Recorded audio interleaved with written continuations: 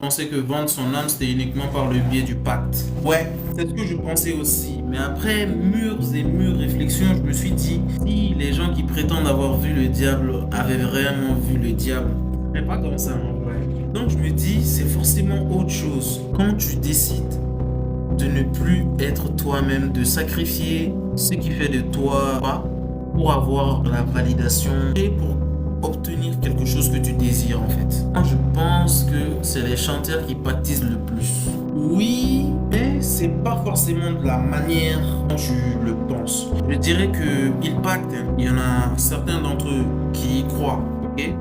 Ils y croient, mais ça veut pas dire que c'est vrai. Ça veut pas dire que ça marche, quoi. Ils ont juste l'illusion que ça marche. Je sais pas si tu me comprends. En fait, plus tu penses que un truc est vrai, plus ça le sera pour toi, tu vois. C'est une question de point de vue, quoi.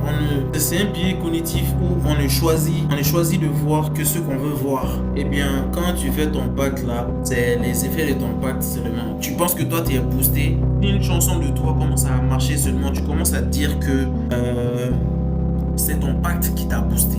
Et plus tu penses que ton pacte t'a boosté, plus tu continues sur cette lancée. Prends confiance en toi, en fait. Parce que tu te dis, il y a un autre truc que j'ai fait à côté. Ça marche, j'y crois. C'est ça qui est en train de me donner des trucs là. Donc ça va te donner des ailes et tu vas faire ce que tu as à faire. Dommage que ce soit comme ça que tu décides de te motiver, en fait. Malheureusement. Oui, Gims par exemple.